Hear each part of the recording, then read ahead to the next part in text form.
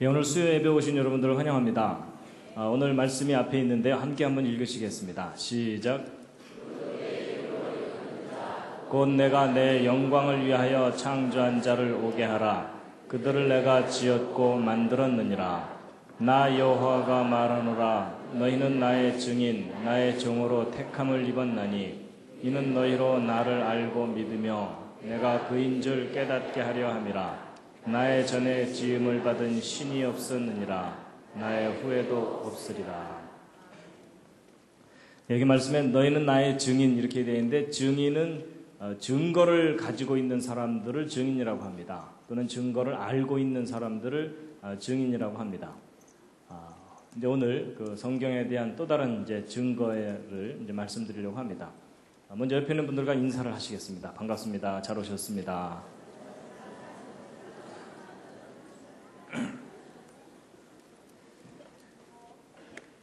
예, 오늘 오신 여러분들을 환영합니다. 오늘도 제가 환영의 뜻으로 꽃을 준비했습니다. 예, 컴퓨터에 넣어놔서 시들지도 않습니다. 예, 오늘은 네 번째 이야기, 기적과 영혼, 과학, 기적, 영혼.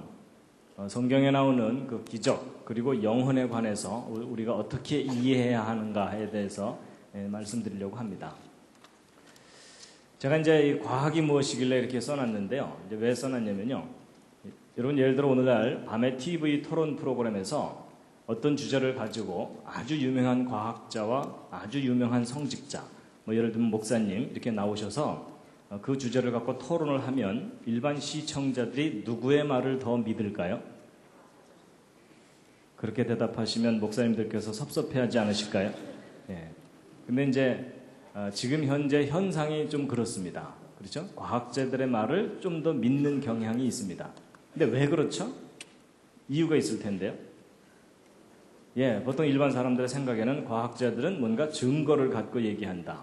그리고 또 과학자들은 뭔가 객관적으로 얘기해준다. 이런 게 있습니다. 그럼 목사님들은 안 그러신가요? 근데 일반 사람들에는 이런 선입견이 있습니다. 목사님들은 일단 우긴다. 뭐 이런 게 있습니다. 뭐 그렇다는 얘기가 아니라 사람들의 생각이 그렇다는 겁니다. 이제 무슨 얘기냐면 사실 목사님들은 결론이 항상 고정되어 있습니다. 하나님은 반드시 계셔야 되고 성경은 반드시 진리여야 됩니다. 그걸 부인하는 목사님이나 이런 분들은 안 계십니다. 그렇죠? 예, 그러니까 일반 시청자들이 생각하기에는 목사님들은 뭔가 객관적으로 얘기해 주기보다는 뭔가 주관적인 선입견을 갖고 얘기한다. 이런 생각이 있다는 겁니다. 반드시 그렇다는 얘기가 아닙니다. 일반 사람들의 경향이 그렇다는 겁니다. 그런데 그런 만큼 오늘날 과학자들의 영향력이 큰 시대가 됐습니다. 그래서 과학자들이 하는 말은 거의 무비판적으로 믿습니다. 최근의 사건 빼고는요. 근데 이번에 그 황우석 교수님 그 사건이 어찌 보면 잘 터졌습니다. 왜냐하면 과학자들에 대한 무조건적인 신뢰가 별로 바람직한 게 아니구나라는 그런 교훈을 얻었기 때문에 오히려 잘된 것인지도 모릅니다. 어떤 편견을 깨트릴 수 있는. 근데 이제 오늘날 어쨌든 과학의 영향력이 아주 큰 시대이기 때문에 과학에 대해서 잘 모르면 과학자들이 하는 일을 무조건 믿어야 됩니다. 그렇죠? 그래서 이제 오늘 제가 이제 앞부분에서는 과학이 무엇인지에 대해서 생각을 좀 정리를 해드리고 그 다음에 이제 그런 정리된 과학에 대한 생각을 가지고 기적, 영혼에 대해서도 이제 설명을 드리려고 합니다. 여러분, 이것은 저의 미래의 모습이 아닙니다. 예. 여러분, 보통 그 진화론과 창조론 문제를 얘기할 때, 객관성을 갖고 엄밀하게 이야기하기가 쉽지가 않습니다. 그렇죠? 예. 그래서 이제 기독교인들은 무조건 창조가 옳아야 되고, 또 일반 사람들은 무조건 진화가 옳아야 되고 이렇게 되죠. 그래서 이제 오늘 이 시간에는요, 여러분들이 믿음은 좀 내려놓으시고요, 어느 쪽이 더 옳으냐 하는 걸 좀 이야기하려고 합니다. 근데 일반 사람들이 어느 것이 더 옳으냐라는 걸 얘기할 때 따지는 게 뭐냐면 과학적인 합리성을 따집니다. 그래서 이제 어느 쪽이 이제 그 더 과학적이냐 하는 건데요. 제가 이제 대학에서 이 창조 진화 이런 문제에 대해서 이제 교양 강의를 하고 있는데 한 학기 끝나고 나서 채점할 때 약간 착잡한 마음이 드는 게 뭐냐면 기독교인 학생들이 오히려 논리가 부족합니다. 믿지 않는 학생들이 오히려 논리정연하게 뭔가를 막 얘기하려고 애를 쓰고 있고, 기독교인 학생들 답안지를 채점하다 보면 대략 요점이 이겁니다. 지는 잘 모르지만 믿어요. 뭐 이겁니다. 그래서 어떤 합리적인 이 답안지를 쓰기보다는 일단 믿는다는 것에 초점을 맞춰서 막 믿음을 드러내는 그런 답안지를 쓰는데, 제가 그런 답안지에는 점수를 안 줍니다. 예. 그러니까 믿는 것도 중요하지만 그 믿음에 대한 타당한 변증이 있어야 되거든요. 근데 이제 그게 기독교인들에게 약합니다. 그게 이제 왜 그러냐면 오랫동안 기독교가 묻지마 신앙을 강조했기 때문에, 따지고 믿으면 믿음이 아니다 이런 교육을 받았기 때문에 그런 경향이 있습니다. 자, 여러분 그 과학이라는 기준을 가지고 교과서의 진화론과 성경의 창조론 이렇게 따지면은 어느 쪽으로 기울 거라고 보통 사람들이 생각하냐면 진화론 쪽으로 기울 거라고 생각합니다. 이쪽이 더 과학적이라고. 심지어 그 기독교인들조차도 성경이 더 과학적이다 이렇게 생각하는 사람 별로 없습니다. 그런데 이제 지금 현재 문제가 뭐냐면요, 교육계든 과학계든 교과서의 진화론만 인정하는 분위기입니다. 그렇죠? 이런 와중에 뭐 성경의 창조가 더 과학적이다 이렇게 주장하는 과학자는 사이비 과학자 취급을 받습니다. 그렇죠? 근데 여러분들은 지금 안타깝게도 지금 몇 주째 계속 누구한테 강의를 들으시는 겁니까? 소위 그 사이비 과학자에게 강의를 들으시는 겁니다. 그러니까 여러분 정신 바짝 차리셔야 됩니다. 그럼 제가 비교적 말을 잘하죠. 그리고 여러분은 거의 혼수 상태죠. 그냥 제가 여러분들을 얼마든지 속일 수가 있습니다. 그래서 여러분 정신 바짝 차리고 제 얘기를 들으셔야 됩니다. 그래서 제 얘기 중에 뭐 틀린 거 없나 이런 것도 생각하셔야 됩니다. 근데 이제 과학이라는 기준을 갖고 이제 따져봐야 되는데요. 여러분 그 길이를 재려면 자가 반듯해야 됩니다. 그렇죠? 예. 삐뚤빼뚤한 자를 가지고 길이를 재는 것은 의미가 없습니다. 그런 것처럼 어느 쪽이 더 과학적이냐라는 걸 말하려면 과학이라는 기준이 반듯해야 됩니다. 맞죠? 자기가 잘못된 과학에 대한 개념을 갖고서 이게 더 과학적이다, 저게 더 과학적이다 이렇게 말하는 건 의미가 없습니다. 그래서 이제 과학이라는 기준을 우리가 좀 분명하게 할 텐데요. 여러분 제가 말하는 과학은 자연과학입니다. 요즘 이제 과학이라는 용어가 사람들에게 상당히 설득력이 있기 때문에 뭐 인문과학, 사회과학 이러면서 뒤에 과학자를 많이 붙여왔는데, 저는 물질 세계에 대한 자연과학이라는 용어로 과학이라는 용어를 쓸 겁니다. 근데 여러분 오늘날 그렇게 과학 그러는데 과학이 뭐죠? 옆에 있는 분과 한번 상의해 보시기 바랍니다. 과학이 뭐죠? 갑자기 너무 뜬금없는 질문을 했죠? 과학이 뭡니까? 그랬더니 어떤 분이 침대요 뭐 이러시더라고요.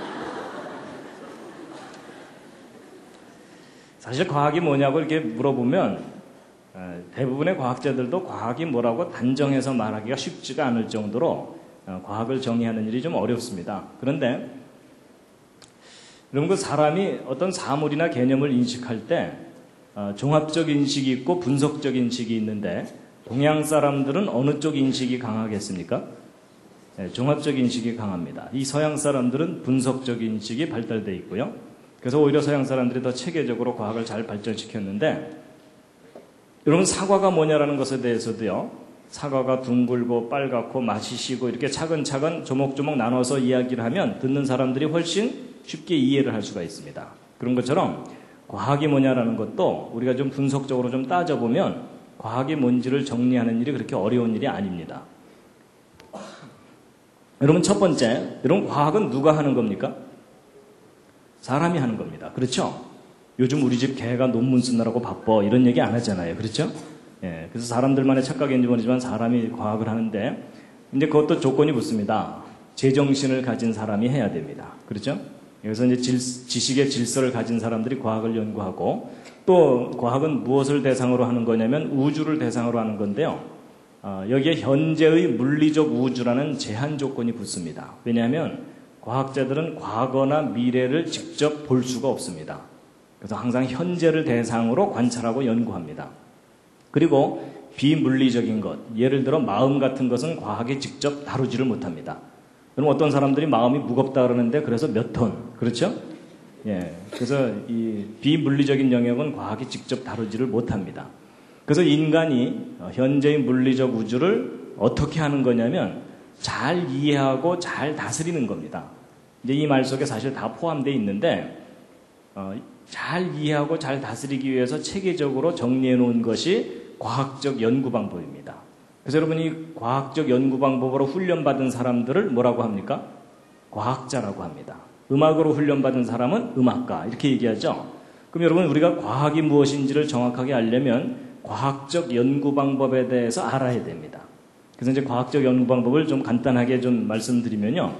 이런 과학적 연구 방법의 첫 번째 단계는 관찰입니다. 이제 과학은 관찰하는 것으로부터 뭔가를 시작합니다. 그리고 이제 관찰한 다음에는 사람들이 생각을 하게 되어 있습니다. 근데 이제 이렇게만 설명드리면 좀 이해하기가 쉽지가 않으시니까요. 제가 이해를 돕기 위해서 최선을 다해서 그린 첫 번째 작품입니다. 제 나름대로 최선을 다한 겁니다. 여러분 제가 무슨 법칙을 설명하려는 거겠습니까? 만유인력의 법칙이라고 알아들으시는 걸로 보아서 제가 그림을 꽤 잘 그린 것 같습니다. 여러분 사과나무에서 사과가 떨어지는 걸 보고서 뉴턴이 만유인력의 법칙을 발견했다 이런 말이 있죠. 자, 그럼 이제 이걸 보시면서 정리를 해보시면요. 이런 과학적 연구의 첫 단계가 뭐라 그랬죠? 관찰이라 그랬죠. 그래서 이제 사과나무에서 사과가 떨어지는 걸 관찰을 한 거예요. 근데 두 번째 단계가 뭐라 그랬죠? 생각이라 그랬죠. 근데 이제 두 번째 단계인 생각이 참 중요합니다. 여러분 보통 사람들은 이거 떨어지는 걸 보면 무슨 생각할까요?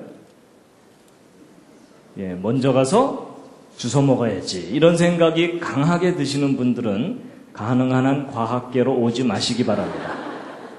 괜히 와서 속썩이지 마시고 딴 데 가서 열심히 살아주시기 바랍니다. 예, 하나라도 내다 팔아야 되겠다. 장사하시기 바랍니다. 경영, 경제 쪽으로 가주시고요. 노래가 나온다. 음악 하시면 되고 그림을 그리고 싶다. 이러면 미술 쪽으로 가시면 됩니다. 이런 과학자들은 이거 떨어지는 걸 보면 무슨 생각을 할까요? 저게 왜 떨어질까? 이걸 생각하는 겁니다. 바로 그 점이 중요합니다. 왜 그럴까? 하는 건데요. 여러분, 왜라는 걸 생각하는 이유가 뭐냐면 인과율이라는 걸 믿기 때문에 그렇습니다. 저 인과율이 뭐냐면 어떤 결과에는 반드시 원인이 있다. 이겁니다. 지금 제가 강의 시작하자마자 기절하신 분들은 원인이 있는 겁니다. 그렇죠? 예, 오늘 하루 너무 피곤하셨거나 아니면 문과거나. 그래서 여러분 과학적이라는 말을 다른 말로 대치한다면 가장 어울리는 말이 뭐냐면 저 인과율입니다. 그래서 그 사람 참 과학적이다라는 말은 그 사람은 원인과 결과를 명확하게 하려는 사람이다라는 말하고 통합니다. 이해가 되시죠? 예.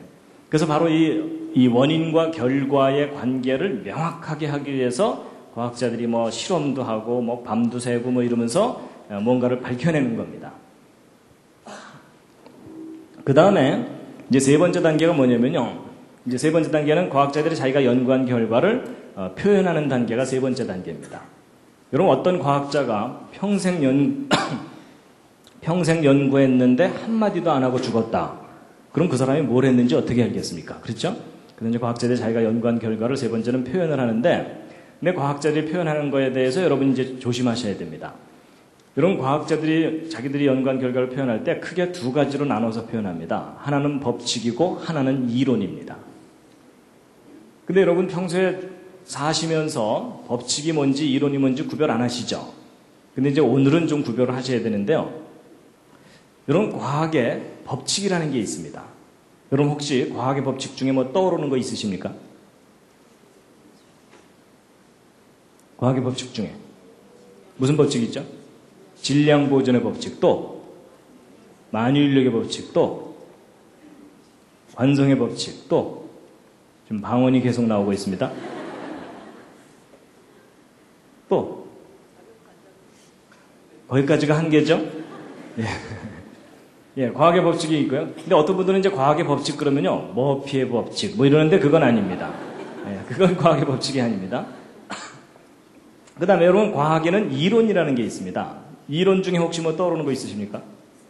진화론, 또 상대성 이론, 예, 그건 내용은 잘 몰라도 사람들이 제목은 알고 있습니다. 그 다음에 또 뭐 양자론, 그리고 한계적, 그렇죠? 예. 근데 이제 보세요. 여러분, 과학에서 어떤 건 법칙이라고 하고 어떤 건 이론이라고 하거든요. 그래서 예를 들어 만유인력의 법칙 이렇게 얘기하지 만유인력의 이론 이렇게 얘기 안 합니다.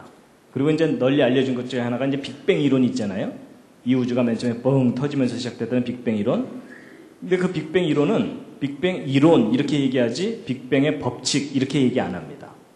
그러면 그렇게 구별한다는 것은 무슨 기준이 있으니까 구별하겠죠. 그 기준이 뭘까요? 그게 중요한데 그게 뭐냐면 실험적인 증명입니다. 실험적인 증명. 쉽게 얘기하면 다시 눈으로 확인할 수 있는 것 이겁니다. 그래서 다시 관찰할 수 있어야 되고 예외가 없을 때 법칙이라고 합니다. 그래서 여러분 예를 들면 이겁니다. 여러분 이거 놓으면 떨어지고 놓으면 떨어지고 이거 하루 종일 놔도 하루 종일 떨어지죠. 여러분 이거 하루 종일 놓으면 얘가 미안해서라도 한 번은 옆으로 가줘야 되잖아요. 그렇죠? 근데 희한하게 얘는 하루 종일 놔도 하루 종일 떨어져요. 그러니까 늘 다시 관찰이 가능하고 예외가 없을 때 이걸 법칙이라고 얘기합니다. 그래서 이것은 만유인력의 법칙. 그러니까 이건 확실한 거예요. 근데 이제 이론은 뭐냐? 다시 관찰할 수 없거나 다시 관찰할 수 있다 하더라도 예외가 자꾸 생기면은 이론이에요. 그럴듯하긴 하지만 이제 문제가 있는 경우거든요. 그래서 여러분 그 빅뱅 이론이 왜 이론이냐면 여러분 그 이론의 제일 약점이 뭐냐면요. 이 우주가 맨 처음에 뻥 터지면서 시작됐다고 하잖아요. 근데 그 약점이 뭐냐면 네가 봤어? 이러면 할 말이 없어요. 그렇죠. 맨 처음에 터졌다는데 그걸 본 사람이 아무도 없잖아요. 다시 볼 수도 없죠. 그런데 합리적인 설명같이 들리니까 그걸 이론이라고 하는 겁니다. 그래서 여러분 이 둘 중에 어느 쪽이 확실한 거겠습니까? 법칙이 확실합니다. 그래서 이 법칙은 확인된 것이기 때문에 그 문장 끄트머리로 이 법칙과 이론을 비교하는데 여러분 법칙은 문장 끄트머리가 무엇이다라고 말할 수 있는 게 법칙입니다. 근데 이론은 이다라고 표현할 수가 없고 어떻게 해야 되겠어요? 무엇일 것이다 이렇게 표현해야 됩니다. 여러분 이 두 개를 구별 잘 하셔야 됩니다. 보통 사람들이 저거 구별 잘 할까요? 못할까요? 저거 못합니다. 훈련받지 않으면 저거 못합니다. 그래서 여러분 저거 두 개 구별 못하는 바람에 지금 현재 여러분과 제가 지금 심히 고생하고 있는 거 아십니까? 여러분 그게 무슨 얘기냐면요. 여러분 에덴 동산에서 선악과 있죠. 여러분 하나님은 뭐라고 말씀하셨냐면 네가 먹으면 반드시 죽는다 하고 이다라고 말씀하셨어요. 근데 하와가 헷갈려갖고 뭐라 그랬어요? 죽을까 하노라 그랬죠? 그 표현이 뭐냐면은 일 것이다라는 표현입니다. 안 죽을 수도 있을 것이다 이런 표현이거든요. 그러니까 하나님이 이다라고 말씀하신 것을 일 것이다라고 바꾸는 바람에 여러분과 제가 지금 이렇게 심히 고생하고 있는 겁니다. 그러니까 여러분 이거 두 개 구별하는 일 얼마나 중요한지 대략 짐작해 가시죠. 그래서 여러분 이 둘 구별하는 것은요 아무리 강조해도 지나치지가 않습니다. 여러분이 저거 두 개만 제대로 구별하셔도요 웬만한 과학자들보다도 훨씬 분별력을 가지실 수가 있습니다. 그래서 이 둘을 예를 들면 이런 겁니다. 여러분 이 법칙과 이론의 차이는 올림픽에서 금메달과 은메달의 차이다라고 보시면 됩니다. 그래서 과학의 법칙은 금메달이고 과학의 이론은 은메달입니다. 그래서 예를 들어 여러분 A라는 국가와 B라는 국가가 메달 경쟁을 한다 그럴 때 A라는 국가 부자 나라예요. 선수단 수백 명을 전세 비행기에 태워서 호합판으로 보냈어요. 그런데 똘똘한 놈이 한 놈도 없는 바람에 금메달은 하나도 못 따고 은메달만 100개를 땄어요. B라는 국가 너무너무 가난한 나라예요. 맨발의 청춘 하나 딸랑 화물선에 태워서 보냈는데 그 청춘이 마지막 날 마라톤에서 죽어라고 뛰어갖고 1등을 했어요. 그래서 금메달을 이제 목에 걸었어요. 은메달은 당연히 없겠죠. 근데 여러분 이 두 나라 중에 어느 나라가 메달 경쟁에서 앞섭니까? B인 거 아시죠? 바로 그거예요. 여러분 은메달이 아무리 많아도 금메달 하나만 못하다. 이게 원칙이잖아요. 그렇죠? 근데 그게 과학에서 법칙과 이론의 차이라고 보시면 돼요. 이 이론이 필요가 없다는 얘기가 아니고 어떤 이론이 아무리 멋있고 그럴듯하고 수만 명이 그 이론을 믿어도 기존에 확인된 법칙에 어긋나면 그 이론은 과감하게 버려야 돼요. 아니면 처음부터 다시 한번 검토해 보든지. 그래서 여러분, 법칙에 근거해서 이론을 평가하는 것이 옳은 방법이지, 이론에 근거해서 법칙이 틀렸네 어쩌네 이러는 사람을 만나면 어떻게 해줘야 됩니까? 잘 돌봐줘야 됩니다. 여러분, 이거 생각하면 굉장히 쉬운 얘기인데, 근데 의외로 나름대로 열심히 공부했다고 하는 과학자들도 저 둘을 헷갈립니다. 그래서 여러분, 저 법칙이 우선이고 이론이 그 다음이다. 이거를 여러분이 명심을 하셔야 됩니다. 예. 그 다음에 이제 네 번째가 이제 뭐냐면요, 이런 법칙과 이론을 응용하는 단계인데, 그런 걸 응용해서 이제 이런 것들을 만들어내는 겁니다. 근데 여러분, 일반 사람들은요, 법칙이 뭔지 이론이 뭔지 아무 관심 없어요. 그렇죠? 예, 휴대폰이나 빨리 새로 만들어내라 뭐 이러면서 이제 살고 있는 겁니다. 자, 그래서 여러분, 제가 지금까지 과학이 뭔지를 좀 정리를 해드렸는데 정리가 좀 되셨습니까? 아니, 이해는 했는데 정리가 안 된다는 게 특징입니다. 그럼 과학이 뭐죠? 옆에 있는 분과 한번 서로 얘기해 보시죠. 과학이 뭐래요? 예, 그럴 때는요, 제정신을 가진 인간이 현재의 물리적 우주를 잘 이해하고 다스리는 건데, 그걸 잘 이해하고 다스리려면 과학적 연구 방법이 필요하다. 과학적 연구 방법은 4단계가 있는데 그 중에 첫 단계가 어쩌고 저쩌고 이렇게 하면 됩니다. 자, 이제 이해가 되셨죠? 예. 근데 이제 기왕 이제 과학을 정리를 하니까 한두 가지만 말씀드리고 이제 그 다음 얘기를 할 텐데요. 이런 과학 연구를 왜 하냐면요, 가장 고상한 대답은 진리 탐구를 하자고 하는 겁니다. 좀 더 보편적인 대답은 행복하자고 하는 거죠. 근데 예전에는 인간만 행복하면 된다고 생각하다가 환경과 생명체가 다 중요하다, 이런 공존의 논리가 지금 생겼습니다. 근데 여기서 이제 중요한 게 뭐냐면요, 여러분, 과학을 연구하면 편리함이 얻어집니까? 평안함이 얻어집니까? 편리함이 얻어지죠. 근데 여러분, 행복하려면 편리함이 필요합니까? 평안함이 필요합니까? 둘 다 필요합니다. 여러분, 집이 머신 분 오늘 이 수요 예배 오시느라고 집에서부터 걸어왔다. 행복하시겠어요?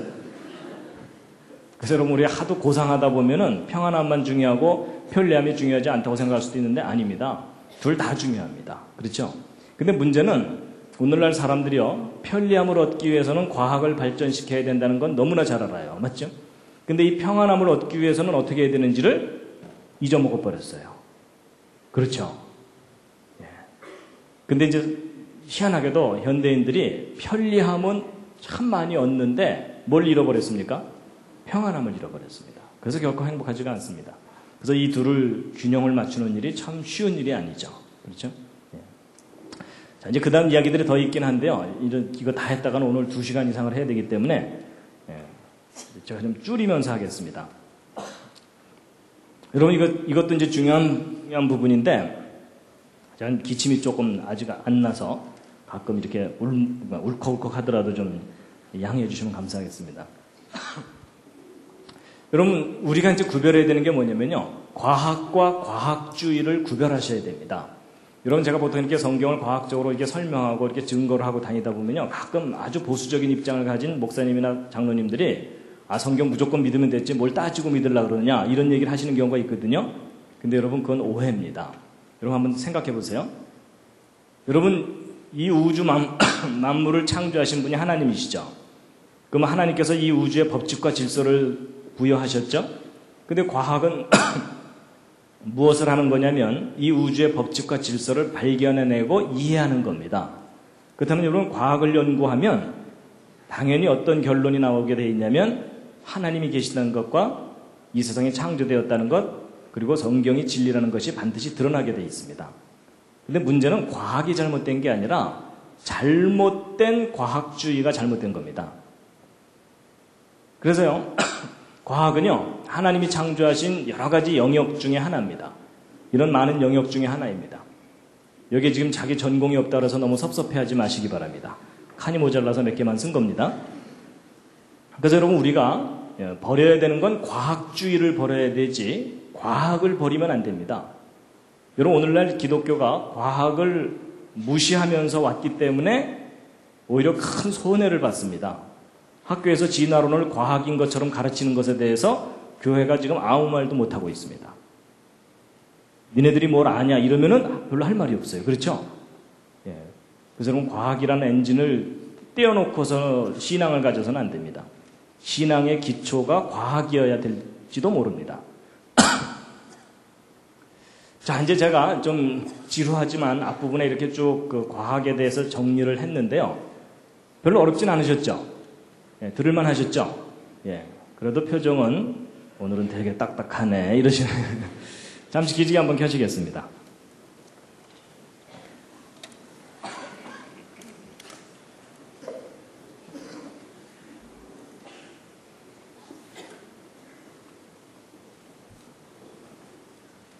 예, 지난주에는 인생 계획이 없던 지질학 공부를 하셨습니다. 예, 근데 이제 오늘은 또 뭐 과학이 뭐 이거 궁저렇군 지금 얘기를 해서 좀 딱딱하다고 느끼실지도 모르는데요. 이제 제가 이제 좀 이따 기적, 영혼 이런 걸 얘기하려면 과학을 정리를 해야만 그게 설명이 가능합니다. 그래서 이제 할 수 없이 제가 이렇게 말씀을 드린 거고요. 자, 근데 이제 보세요. 이제 과학이 무엇인지를 이렇게 좀 정리를 해놓고 나면 과학의 한계가 보입니다. 여러분, 보통 많은 사람들이 과학의 한계를 정확하게 모르기 때문에 미신, 맹신, 불신 이런 걸 가지고 있습니다. 그래서 여러분 보세요. 아까 그 과학적 연구 단계가 4단계가 있다고 그랬죠? 그럼 이 4단계를 잘 보시면 과학의 한계가 보입니다. 자, 첫 번째가 뭐냐면요. 과학적 연구의 첫 단계가 관찰이죠. 이걸 뒤집어서 얘기하면 관찰할 수 없는 것은 과학이 확실한 결론을 낼 수가 없다는 얘기입니다. 그래서 예를 들면 이제 이런 겁니다. 그게 이제 첫 번째 관찰의 한계인데요. 그럼 과학은요, 시간, 공간, 물질, 이것은 너무나 정확하게 잘 측정합니다. 그래서 뭐 1억 분의 1초, 1조 분의 1g, 이런 것까지 막 과학자들이 다 측정을 해요. 그런데 과학이 못하는 게 뭐냐면요. 과학자들이 못하는 게 뭐냐면은 이 비물리적인 영역에 대해서는 과학자들이 어쩌지를 못해요. 예를 들면 이제 마음입니다. 마음. 오늘 여기 오신 분들은 다 마음을 가지고 계십니까? 옆에 있는 분 한번 살짝 보시죠. 마음이 보이세요? 시커매요? 근데 정말 마음 가지고 계세요? 혹시 마음이 없으신 분? 나 마음이 없다. 그런 분은 안 계시죠? 다 마음이 있으시죠? 좋아요. 마음이 있다고 우기시니까. 그러면 여러분의 마음이 여러분 몸 안에 있습니까? 몸 바깥에 있습니까? 몸 안에? 예, 좋아요. 그러면 그렇게 큰 몸도 아니니까 각자 자기 마음이 있는 곳을 한번 가리켜 보세요. 여러분 마음은 어디에 있습니까? 지금 뭐 여기 지금. 근데 마음 가지고 계십니까? 정말요? 어디요? 보이지 않는다고요? 대충 피하시는 거 아닌가요? 근데 여러분 사실 마음이 어디냐고 물어보면 대답하기 곤란하죠? 사실은 제 질문이 틀린 질문입니다. 마음은 위치가 있지를 않습니다. 여러분 위치라는 것은 공간적인 개념이잖아요. 그렇죠? 근데 마음은 다른 차원이에요. 그래서 마음은 위치가 없어요. 제 질문이 틀린 겁니다. 뭐 어떤 분들은 뭐 심장 옆에 몇 센치 뭐 이러는데 그거 아닙니다. 근데 제가 어디서 마음이 없으신 분 그랬더니 어떤 분이 손을 드시더라고요. 이상하죠? 그래서 왜 그러시냐고 그랬더니 어떤 매력적인 사람한테 마음을 뺏겼대요.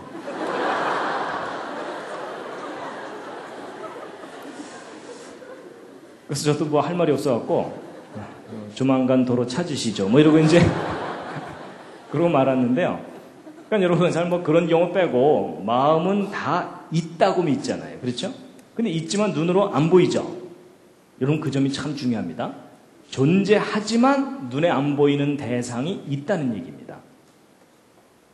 근데 그런 걸 모르면 과학주의에 빠지는 거예요. 예를 들면 그게 이거예요. 사람들한테 하나님 믿으십시오. 그러면 사람들의 1차적인 반응이 뭐예요? 보여줘봐, 믿게, 뭐 이러죠. 여러분 보여줘봐, 믿게 라고 말하는 그 말에 어떤 생각이 들어있는 거예요? 과학주의적인 생각이 들어있는 거예요. 눈으로 볼 수 있는 것만 존재한다고 믿겠다라는 입장이잖아요. 그렇죠? 여러분, 그런 걸 과학주의라고 얘기해요. 근데 그 과학주의는 결코 틀린 생각이에요. 맞죠? 그럼 그 사람은 마음도 봐야 믿겠네요. 그렇죠? 그럼 그 사람, 내가 너를 사랑한다니까 이러면은 보여줘봐 뭐 이럴 거 아니에요. 그렇죠? 그래서 여러분, 이 과학은 관찰할 수 있는 범위 내에서만 무언가를 한다는 걸 모르면 뭐든지 다 관찰해야 된다고 생각하는 그런 걸 과학주의라고 얘기하는 겁니다. 이해가 되시죠? 예. 그러니까 그런 분들을 만나면 어떻게 해야 돼요? 잘 돌봐드려야 됩니다. 예. 과학의 한계를 모르는 사람이거든요. 그 다음에 이제 그래서 마음은 심리학이라는 영역에서 따로 다루고요. 물론 이제 과학이 좀 도움을 주기는 합니다. 그 다음에 이제 정신이라든지 영혼 이런 것도 있습니다. 여러분, 영혼. 영혼은 이제 좀 이따 제가 말씀드릴 거고요. 그 다음에 이제 과학의 또 다른 한계가 뭐냐면요. 여러분, 증명한 것만 이다라고 할 수 있다는 얘기죠. 그럼 증명할 수 없는 건 단정할 수 없다는 거예요. 그래서 여러분, 증명이라는 게 뭐냐면 다시 관찰할 수 있는 거잖아요. 다시 관찰할 수 없는 것은, 달리 얘기하면 한 번밖에 일어나지 않는 사건들은 과학이 단정을 못해요. 증명을 못한다는 얘기입니다. 그래서 예를 들면 그게 뭐냐면요. 역사입니다. 역사. 여러분, 예를 들면 거북선을 누가 만들었죠? 이순신 장군의 부하들이. 그렇죠? 뭐 그분이 직접 대패질 하셨겠어요? 그렇지만 이제 우리는 대표성을 갖고 이순신 장군이 거북선을 만들었다. 이렇게 이제 알고 있죠? 근데 여러분 보세요. 여러분, 이순신 장군이 거북선을 만들었다는 걸 여러분이 어떻게 그렇게 확신을 하세요? 직접 보셨어요? 안 봤죠? 근데 여러분이 어떻게 이렇게 확신을 하세요? 드라마에 나오니까.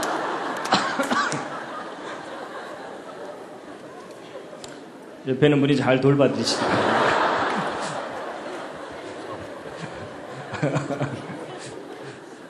그럼 드라마에 나오면 다 믿어야 되나요? 이제 그건 아닌데, 여러분, 이순신 장군이 거북선을 만들었다는 건요, 여러분이 기록을 믿는 겁니다. 역사의 기록을 믿는 거지 사실을 확인하는 게 아니에요. 맞죠? 그래서 여러분, 역사는 믿음의 대상입니다. 믿음의 대상. 사실 확인의 영역이 아니에요. 역사는 되풀이되지가 않거든요. 그렇죠? 그래서 여러분, 이순신 장군이 거북선을 만들었다는 것은 여러분의 믿음이지 확인할 수 있는 게 아니에요. 맞죠? 그런데 이제 한국에 살면서 이순신 장군이 거북선 안 만들었을 걸 이러고 돌아다니면 돌 맞습니다. 그런데 여러분 혹시 이런 거 아세요? 여러분 예전에 우리나라 역사 삼국시대 배울 때 막 고구려 백제 신라가 한반도하고 만주 땅에 걸쳐서 있었다 이렇게 배우셨죠? 그렇죠? 근데 여러분, 얼마 전부터 역사학자들 중에 저것은 일제시대 때 왜곡되고 축소된 잘못된 역사다. 우리의 진짜 삼국시대는 저런 것이 아니었다. 아마도 이런 모습이었다라는 겁니다. 심히 마음에 드시죠?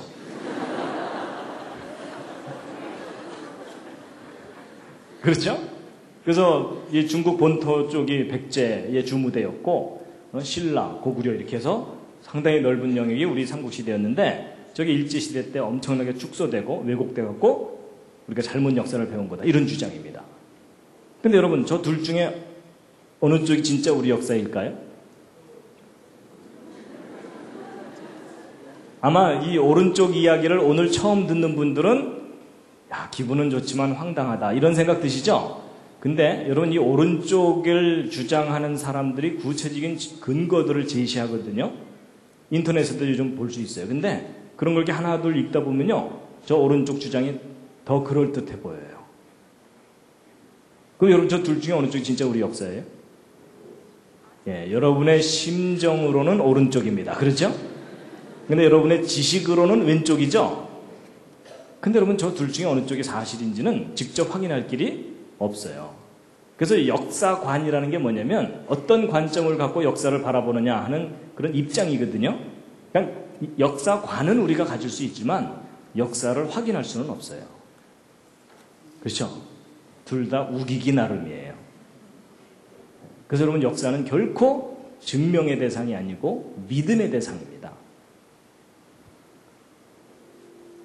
그런데 이제 이런 일회적인 사건이 연속적으로 일어나는 건 역사라고 그러고요. 이 일회적인 사건이 딱 한 번만 일어나는 것을 기적이라고 합니다. 그게 기적이에요. 그래서 여러분, 진정한 기적은 증명할 수 있을까요? 없을까요?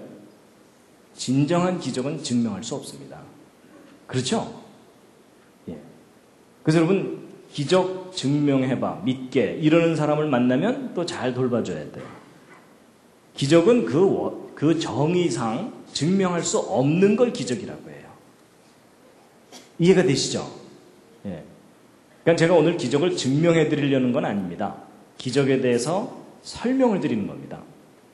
그런데 이제 그 기적에 대해서 한 가지 우리가 알아야 될 게 있습니다. 여러분, 성경에 나오는 기적과 같은 그런 기록들은 과학적인 이야기입니까? 비과학적인 이야기입니까? 보통 사람들이 비과학적이라고 얘기하죠? 그리고 또 합리적이에요? 비합리적이에요? 비합리적이다 이렇게 생각하시죠?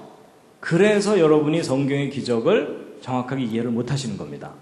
여러분, 기적 중에도요, 과학적이고 합리적인 기적이 있습니다. 근데 그런 얘기 못 들어보셨죠? 제가 오늘 그 예를 알려드릴 텐데요. 제가 이제 그걸 설명드리기 위해서 최선을 다해서 그린 두 번째 작품입니다. 이번엔 좀 괜찮습니다. 예, 훨씬 나아졌죠? 예. 제목은 개미와 바퀴벌레와 메뚜기입니다. 그리고 이제 차원 얘기인데요. 여러분, 제가 지금 개미, 바퀴벌레, 메뚜기를 나름대로 그린 거거든요. 근데 여러분, 수학에서 그 차원 아시죠? 1차원, 2차원, 3차원. 여러분, 직선은 몇 차원입니까? 이게 1차원입니다. 1차원. 그 다음에 평면은 2차원. 그 다음에 공간은 3차원. 이제 그것만 이해하시면 됩니다. 여러분, 이 개미 1차원에 살고 있는 존재입니다. 그래서 이 개미는요, 선을 따라서만 평생 살고 선 바깥에 뭐가 있다는 걸 몰라요. 그냥 1차원에서만 살다가 끝나는 거예요. 그 다음에 이제 이 바퀴벌레는 방바닥만 돌아다니다 끝난다고 해보자고요. 공간이 있다는 걸 몰라요. 그리고 이제 이 메뚜기는 공간상에서 펄쩍펄쩍 뛰어다니면서 산다고 치자고요.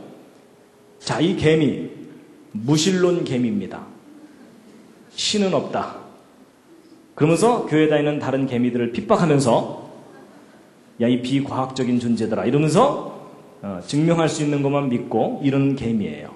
근데 이 개미가 나름대로 이제 소신을 갖고 잘 살고 있었는데 어느 날 뜻하지 않은 사건이 일어났습니다.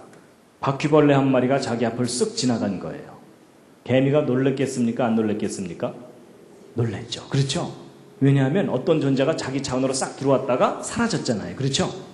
놀래긴 했지만 이 개미가 워낙 이성이 강했기 때문에 내가 어저께 잠을 잘못 자서 헛걸받는가 보다 이러면서 그냥 지나가 버렸어요. 근데 이 바퀴벌레가 한 번만 지나갔으면 문제가 없었는데 며칠 후에 또 한 번 지나갔어요. 개미가 이번에 진짜 놀랬겠어요? 안 놀랬겠어요? 이번엔 진짜 놀랬어요. 왜냐하면 자기가 한 번 본 게 아니라 두 번이나 봤잖아요. 그러니까 지난번 본 게 잘못 본 게 아니에요. 그래서 이제 이 개미가 가만 생각해 봤더니 자기가 지금 뭘 본 거냐면 기적을 본 거예요. 왜냐하면 여러분, 이 개미는요, A 지점에 존재하다가 B 지점으로 이동하려면 이 중간을 지나가야만 되죠. 근데 어떤 제3의 존재가 A 지점에 나타났다가 중간에서는 전혀 관찰되지 않다가 B 지점에서 다시 나타났죠. 개미한테는 이게 가능해요? 불가능해요? 불가능하죠. 근데 저 바퀴벌레는 그걸 했죠. 그러니까 이 개미가 볼 때는 지금 이게 자기가 뭘 본 거예요? 기적을 본 거예요. 비과학적인 현상을. 그렇죠?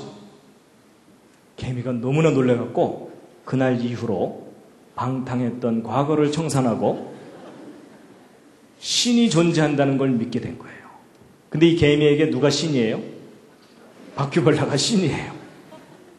그래갖고 이 개미가 막 이제 주변 사람들한테 전도를 다니기 시작한 거예요. 신은 있다. 내가 체험했다. 이러면서 회개하라. 뭐 이러면서. 그래갖고 이 개미가 아주 신앙심이 깊은 개미가 됐는데 이 개미의 신앙이 점점 발전해갖고 무슨 신앙으로 발전했을까요? 재림 신앙으로 발전했습니다. 언젠간 다시 오실 거다. 이러면서 사는 거예요. 이해가 되시죠? 자, 그런데 이제 이 바퀴벌레는 자기가 개미에게 신적인 존재가 되는지도 모르고 방바닥에 빵 부스러기 찾아서 열심히 돌아다니고 있다가 이 바퀴벌레도 똑같은 상황을 경험한 거예요. 뭐냐면 메뚜기 한 마리가 자기 차원으로 들어온 거예요. 놀랬겠죠? 놀랬지만 이제 바빠서 그냥 살다가 어느 날 사라졌어요. 뛴 거죠. 그 다음 며칠 후에 다시 나타났어요. 기적이죠. 그렇죠? 그래갖고 이 바퀴벌레도 이 두 번째 메뚜기가 나타난 날 방탕했던 과거를 청산하고 이 메뚜기를 따라다니면서 저를 제자 삼아 주시옵소서 이러면서 이제 한동안 다니다가 어느 날 또 메뚜기가 또 뛰었어요. 승천한 거죠. 그렇죠?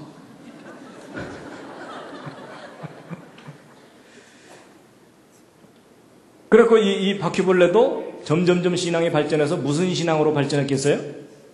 재림신앙으로. 언젠간 다시 오실 거다. 뭐 이렇게 되는 겁니다. 여러분 제가 상황 이해하셨죠? 자, 이제 정리를 해드리겠습니다. 여러분 이 메뚜기 입장에서 보면 이 개미가 바퀴벌레를 신으로 모시고 살고 있는 걸 보면 웃겨요, 안 웃겨요? 웃겨요. 그렇죠? 왜냐하면 이 메뚜기가 볼 때는 이거 다 그냥 상식적인 일이잖아요. 그렇죠? 근데 이 개미는 진지해요, 안 진지해요? 진지하다 못해 엄숙해요. 그렇죠? 그래서 이 개미는 그분의 이름을 함부로 부르지 말아라. 뭐 이러면서 그러니까 여러분 이 메뚜기가 볼 때는 모든 게 상식적이고 과학적인 일인데 이 개미가 볼 때는 다 비과학적이고 비상식적이고 다 기적이에요. 여러분 위 차원에서 아래 차원을 보면 다 그냥 상식이에요. 근데 아래 차원에서 위 차원을 볼 때는 다 기적이에요. 근데 제가 왜 이런 말씀을 드리냐면요. 여러분과 제가 이 개미나 바퀴벌레 같은 상황일 수 있다는 얘기입니다. 여러분과 저는 지금 현재 몇 차원을 살고 있냐면 3차원을 살고 있습니다. 그렇죠? 그래서 공간상에서는 얼마든지 휘젓고 살아요. 그렇죠? 네, 비행기 타고 왔다 갔다 하기도 하고 가끔 한 잔 들어가면 다 나와 뭐 이러면서 살잖아요. 그런데 여러분과 제가 뛰어넘지 못하는 차원이 적어도 하나 이상 있습니다. 우리가 잘 알고 있는 그 하나의 차원이 뭐냐면 시간이에요. 시간. 그래서 여러분과 저는요. 지금 현재 같은 시간에서 함께 살아가고 있습니다. 그렇죠? 그래서 여러분 지난주에 뵀으니까 이번 주에도 또 만났잖아요. 그렇죠? 여러분 중에 혹시 옆에 있는 사람이 밉다고 야, 너 좀 뒤로 좀 쳐져서 올래? 뭐 이럴 수가 없잖아요. 세상이 싫다고 나 먼저 갈게 이러면서 자기가 시간을 앞서갈 수도 없죠? 여러분과 저는 늘 같은 시간을 같이 가고 있어요. 근데 만약에 우리 차원을 뛰어넘는 어떤 존재가 우리 과거에도 나타났었다가 현재 나타나서 함께 지내다가 그러다가 나중에 다시 올게 이러면서 먼 훗날 다시 나타날 수도 있겠죠. 근데 우리가 그런 현상을 보면 다 뭐예요? 기적이에요. 그렇죠? 근데 그 위차원에서 보면은 뭐겠어요? 과학적이고 합리적인 일이라는 거죠. 근데 여러분 제가 지금 설명드린 이 내용이 성경에 똑같은 형태로 나와요. 어디에 나오냐면 여러분 요한복음 8장에 여러분 예수님께서 이스라엘 사람들하고 얘기하다가 이스라엘 사람들한테 돌 맞을 뻔한 적이 여러 번 있어요. 근데 그 중에 하나가 바로 이제 요 부분입니다. 함께 한번 읽어보시겠습니다. 시작.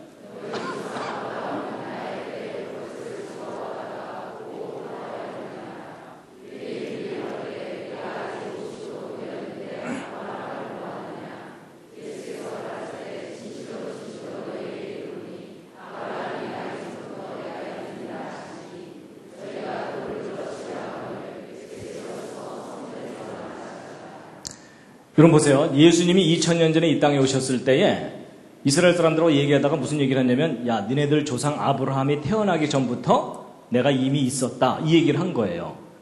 그때는 이스라엘 사람들이 막 화가 머리끝까지 치밀어 갖고 돌을 들어서 예수를 쳐 죽이려고 했거든요.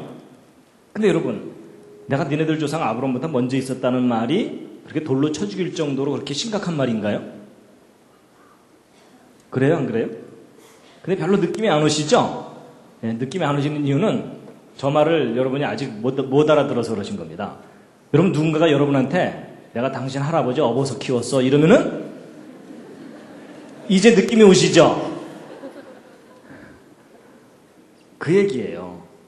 여러분 예전에 시골에서는요 친구들끼리 막 놀다가 화나면은 상대방 아버지 이름을 막 부르는 거예요.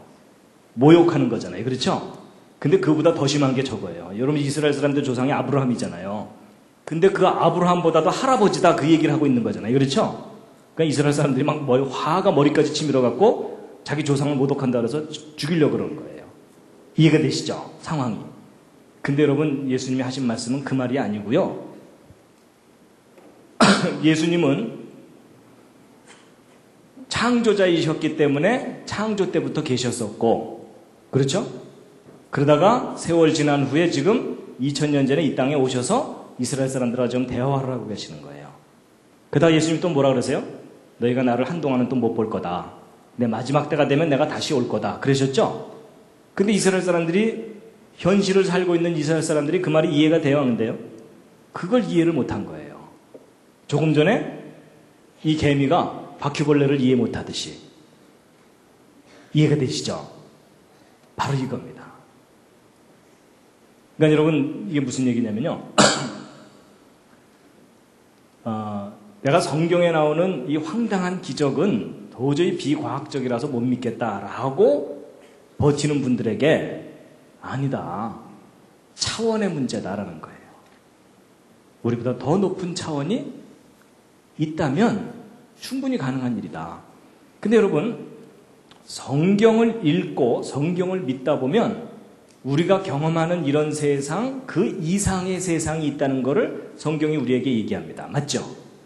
그래서 여러분 우리가 경험하는 것만이 전부다라고 생각하는 사람을 뭐라 그러냐면 닫힌 세계관을 갖고 살고 있다 이렇게 얘기합니다. 쉽게 얘기하면 우물안 개구리 뭐 이런 얘기입니다. 그런데 아니다. 우리가 경험하는 세상보다도 더 이상의 세상이 있다라는 것을 열린 세계관을 갖고 있다라고 얘기합니다. 근데 예수님은 이 땅에 오셔서 우리에게 무엇을 얘기하셨냐면 열린 세계관을 갖고 살아라라고 이 얘기를 하시는 겁니다. 그러니까 내가 지금 현재 경험하는 건 내에서 해결돼야 믿겠다고 하는 것도 과학주의입니다. 근데 성경은 그 과학을 뛰어넘는 이야기를 하고 있다는 겁니다. 이해가 되시죠? 그래서 여러분 성경에 나오는 기적은 황당하기 때문에 절대 못 믿겠다 이러는 분들에게 바로 이 비유를 좀 설명을 드리면 이해를 좀 하시더라고요. 그래서 이게 그 불후의 명작 개미와 바퀴벌레와 메뚜기입니다. 그래서 이 기적을 못 믿겠다고 하는 분들에게 어느 정도 설명하면 효과가 있으니까 앞으로 좀 사용해 보시기 바랍니다. 자, 잠시 기지개 한번 켜시고요. 옆에 있는 분 안마를 해드리도록 하겠습니다. 좌향좌 하셔서 옆에 있는 분 반갑습니다. 네.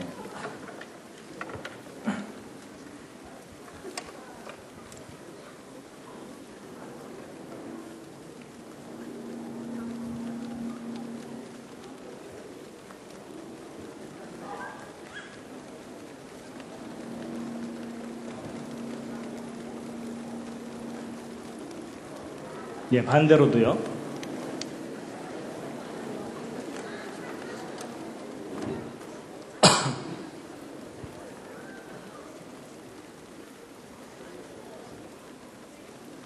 대충 하시면 안 됩니다. 옆에 있는 분이 오케이 할 때까지입니다. 예, 혼자 계신 분들은 혼자서라도 좀 이렇게 좀 몸을 좀 풀어주시고요. 예.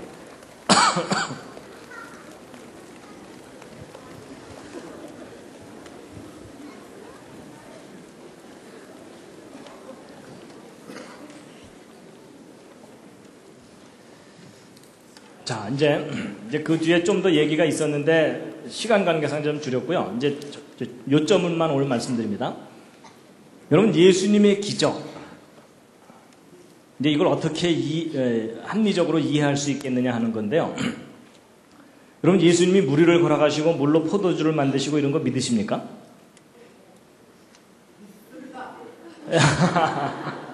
예, 한 분 믿고 계십니다. 예, 나머지 분들은 얘기 들어보고 그럴듯하면 믿고 뭐 이러신 것 같은데요. 사실 그 지성인이 예수님의 기적을 믿는 일이 쉽습니까? 어렵습니까? 어렵죠. 그렇죠? 예. 근데 이제 예수님의 기적이 너무 많은데요. 그 중에 아주 대표적인 세 가지 예를 제가 이제 설명을 드릴 텐데요. 여러분 예수님의 첫 번째 기적이 바로 뭐냐면 갈릴리 가나 지방에서 결혼식이 있었는데 결혼식 중간에 포도주가 떨어진 거예요. 그러니까 흥이 깨지니까 예수님이 짠 하고 나서셔서 물로 포도주를 만들어 주신 사건입니다. 아시죠? 예. 그래서 이제 뭐 이건 내용을 아시니까 제가 이제 결과만 말씀드릴 텐데요. 이것이 이제 예수님의 첫 번째 표적이거든요. 첫 번째 기적. 그래서 여러분 예수님의 데뷔하신 겁니다. 이게. 예. 데뷔하신 건데 이제 물로 포도주를 만드신 거예요. 근데 여러분 그 갈릴리 가나의 기적을 기념해서 만든 교회라고 합니다. 이것이. 성지순례 가면 여기를 보실 수 있다고 하는데요. 근데 여러분 물로 포도주를 만들었다. 믿어지세요? 믿기 어렵습니다. 그렇죠? 문과분들은 그래도 믿을 수도 있어요. 물이 좀 상했는가 보다. 뭐 이렇게 생각하면 되니까. 근데 이과는 안 돼요. 왜 안 되는지 아세요? 여러분 물이 포도주로 됐다는 것을 화학적으로 따지면 H2O가 C2H5OH로 변한 거예요. 없던 탄소 생겼죠. 수소 숫자 안 맞죠. 엉망이에요. 그렇죠? 그럼 이건 과학적으로 따지면 뭐에 어긋나요? 화학 반응의 법칙이 어긋나요. 그렇죠? 여러분 이론도 아니고 법칙이 어긋나는 거예요. 여러분 아까 법칙은 반드시 똑같은 결과가 나타나는 걸 법칙이라고 그랬잖아요. 그렇죠? 법칙이 어긋나는 거예요. 저걸 어떻게 믿냐고요. 근데 교회 다니면 저거 믿어야 돼요? 안 믿어야 돼요? 믿어야 되니까 이게 이제 문제예요. 그렇죠? 예. 근데 이제 여러분 이건 여담입니다만 제가 이제 예수님의 첫 번째 기적 때문에 좀 고민을 했었어요. 왜냐하면 왜 예수님께서 이 땅에 오셔서 제일 첫 번째 하신 사업이 양조 사업일까?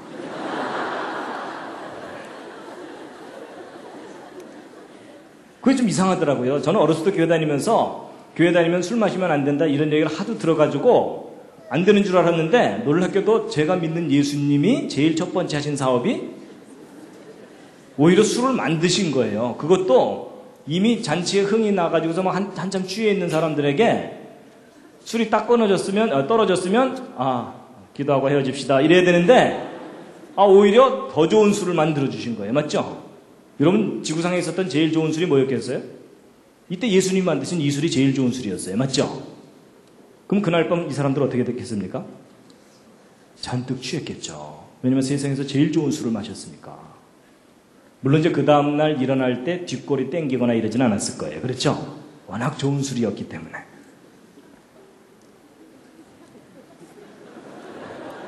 뭐 이 말을 알아듣시는 분들은 이제 뭔가 수상한 분들입니다. 근데 또 그렇다고 해서요, 또 오늘 밤 335 모여갖고 자 마셔 주님 하신 사업인데 도와드려야지 뭐 이러면서 이러시면 곤란합니다. 예, 여러분 그 심오한 뜻을 헤아리기 전까지는 경솔하게 행동하시면 안 됩니다. 예, 하여튼 그렇고요. 그 다음에 이제 예수님의 또 다른 기적이 뭐냐면요, 이 기적은 너무 유명해요. 사복음서에 다 나와 있어요. 뭐죠? 예, 오병이어의 기적인데요. 예수님을 따라다니는 팬들이 많아갖고 어느 날 팬 관리 차원에서 그냥 배불리 먹여주신 거예요.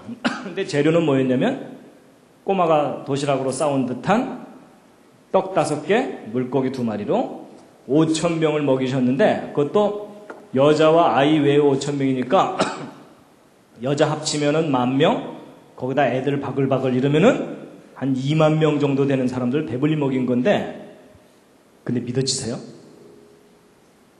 근데 여러분 이 오병이어의 기적은 과학으로 따지면 무슨 법칙이 어긋납니까?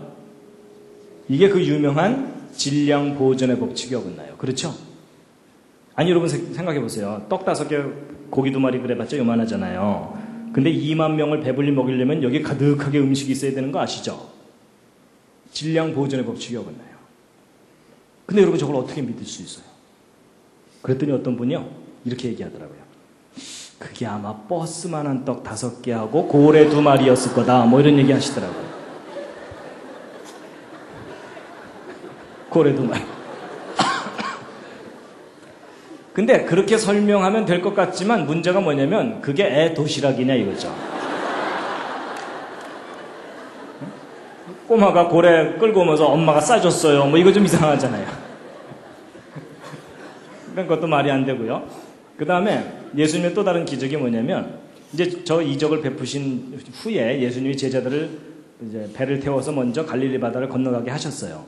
그리고 이제 밤에 혼자서 바다 위를 걸어오신 거예요. 그렇죠? 여러분 이거는 과학적으로 따지면 무슨 법칙이 어긋납니까?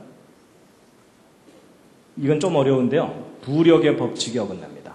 그렇죠? 부력 법칙. 그러니까 물보다도 가벼우면 떠야 되고 물보다 무거우면 가라앉아야 되는데 예수님은 분명히 이제 사람의 몸이니까는 가라앉아야 되잖아요. 그렇죠? 뭐 예수님이 빨리 헤엄쳐 왔다 이러면 좀 믿겠는데 걸어왔다고 하니까 부력 법칙이 어긋납니다. 그랬더니 또 어떤 분이 저걸 또 억지로 설명하려고 또 뭐라 그랬는지 아세요? 저게 왼발 빠지기 전에 오른발 뭐 이러면 된다.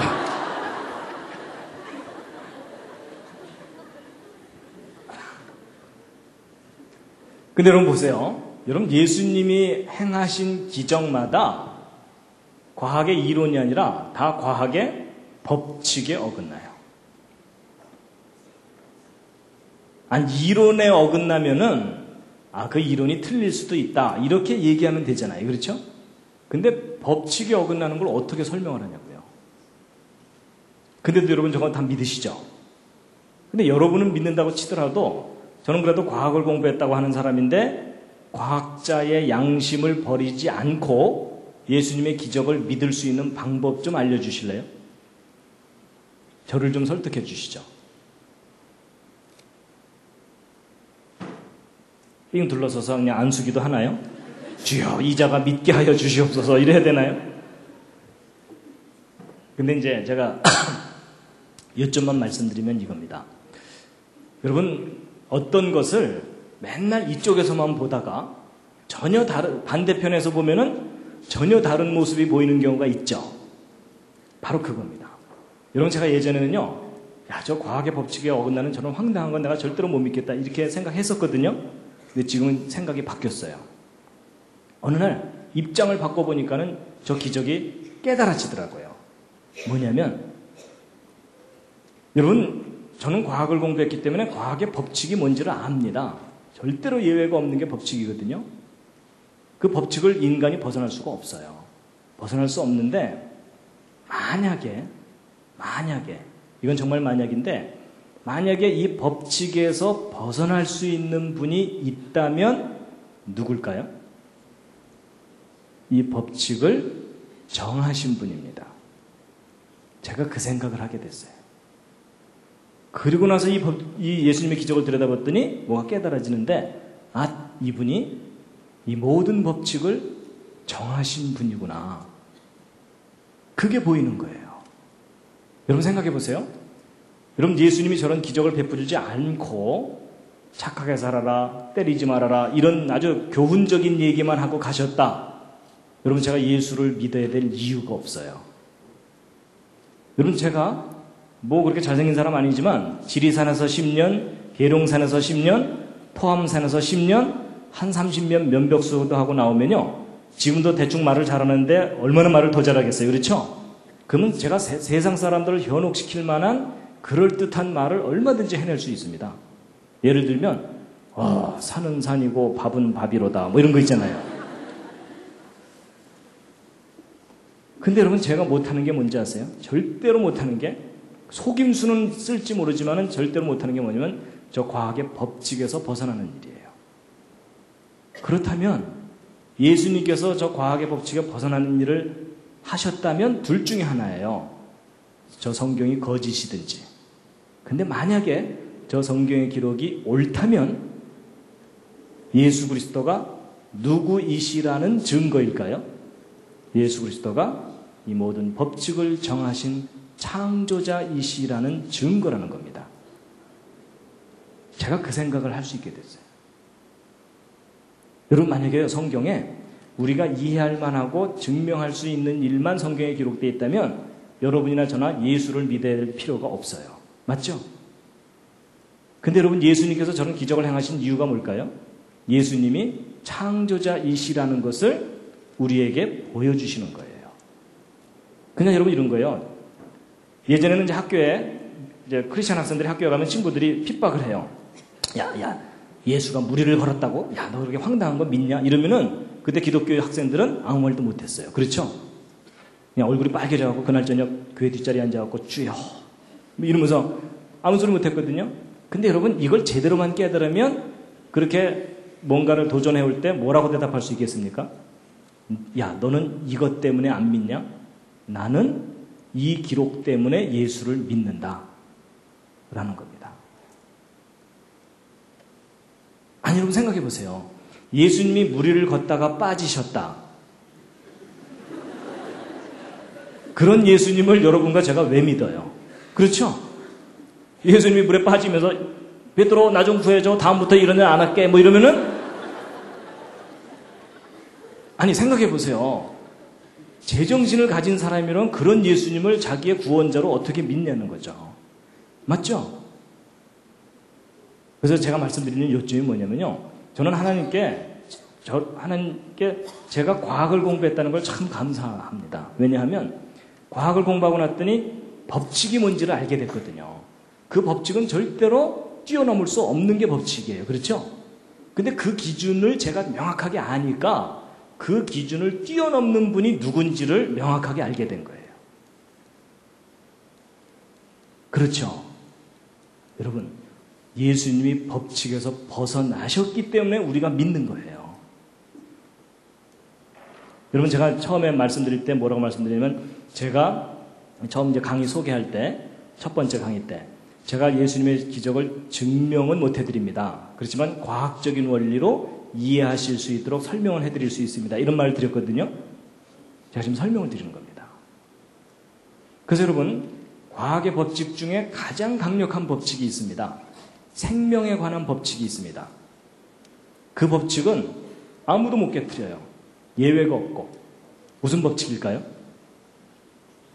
예, 그게 뭐냐면 죽음의 법칙입니다. 그렇죠? 죽음의 법칙. 여러분, 성경에 나오는 기적은요, 보통 미러클이라고 표현되어 있지 않고요, 이적이라고 표현되어 있습니다. 사인이라고. 이 사인이라는 게 과학적인 용어로 바꾸면 에비던스, 증거란 뜻입니다. 그러니까 예수님이 기적을 베푸신 것은 예수님이 창조자이시라는 것에 대한 증거다라는 뜻입니다.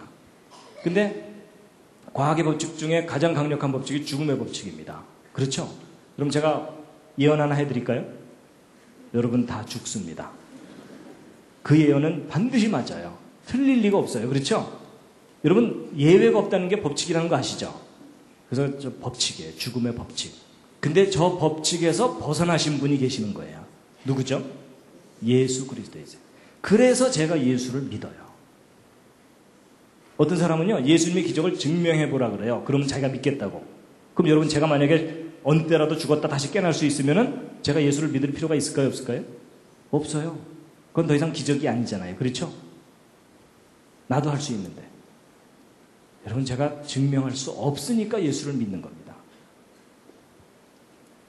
그래서 그렇기 때문에 2000년 전에 이 땅에 오셨던 예수님께서 우리에게 너무나 분명하게 하신 말씀이 바로 이 말씀인데 함께 한번 읽으시겠습니다. 시작. 예수께서 가라사대 나는 부활이요 생명이니 나를 믿는 자는 죽어도 살겠고 무릇 살아서 나를 믿는 자는 영원히 죽지 아니하리니 이것을 내가 믿느냐. 여러분 저는 믿습니다. 저는 믿습니다. 아, 이분이 나를 구원하시는 분이구나. 나를 살리실 수 있는 분이구나. 그걸 믿습니다. 자, 그래서 이제 기적에 대해서 말씀드렸고요. 이제 영혼에 대해서 이제 말씀드릴 시간입니다. 예. 계속해도 되겠습니까? 예. 자, 요한복음 3장 3절 말씀인데요. 함께 읽으시겠습니다. 시작.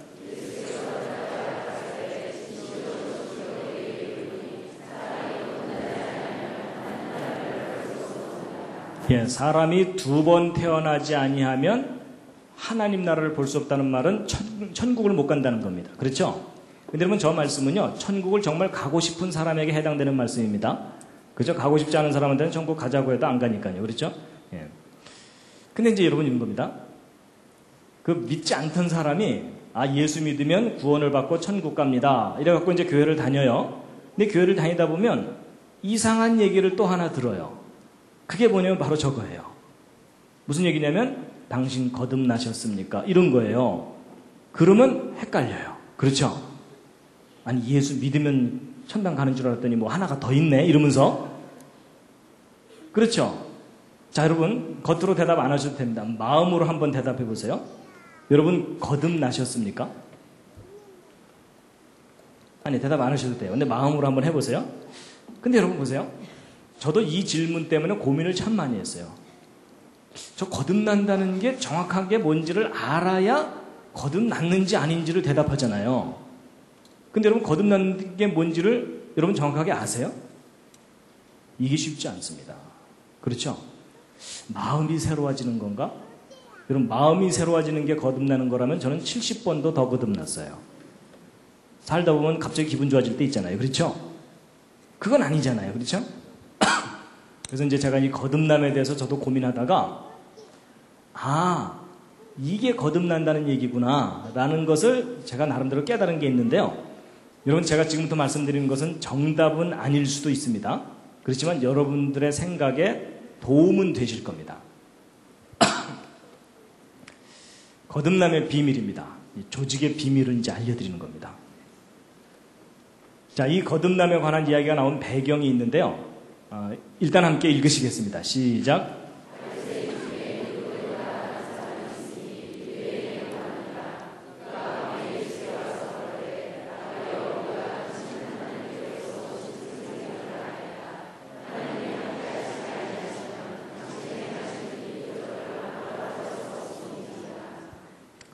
여러분, 그 니고데모라는 사람은 아주 뛰어난 사람입니다.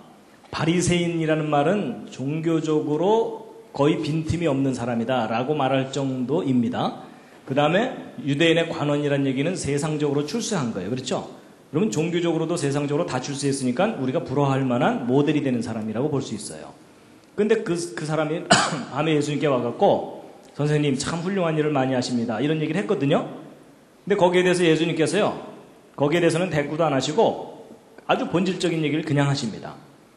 여러분, 예수님께서 이렇게 말씀하시는 걸 보면요, 약하고 좀 일반 대중들한테는 자세하게 차근차근 얘기해 주시는데, 좀 잘난 사람만 만나면 아주 본질적인 얘기를 그냥 해버리십니다. 그렇죠? 그러면서 이제 예수님께서 하신 말씀인데 함께 읽으시겠습니다. 시작. 예수께서 대답하여 가라사대 진실로 진실로 네게 이르노니 사람이 거듭나지 아니하면 하나님 나라를 볼 수 없느니라. 니고데모가 가로되 사람이 늙으면 어떻게 날 수 있삼나이까? 두 번째 모태에 들어갔다가 날 수 있삼나이까? 여러분, 예수님께서 네가 두 번 태어나지 않으면 천국을 못 간다 이랬죠? 니고데모가 이제 천국은 가고 싶으니까. 그래갖고 니고데모가 말하기를 뭐라고 말했어요? 일단 니고데모가 알아들었습니까? 못 알아들었습니까? 못 알아들었어요. 그래서 뭐라 그랬냐면, 제가 어머니 뱃속을 다시 들어갔다 나와야 되나요? 이랬죠? 그랬더니 예수님께서 그거야 그러셨나요? 아니에요. 아니라 그러시면서 그 다음에 뭐라고 대답을 하시는데, 그 다음 대답이 알쏭달쏭이에요. 여러분들도 한번 읽어보세요. 시작.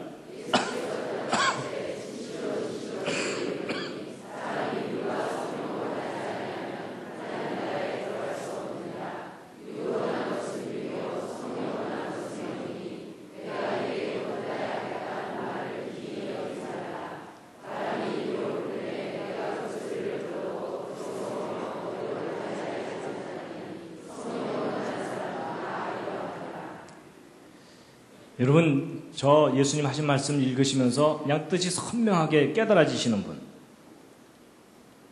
아니 있을 수도 있습니다.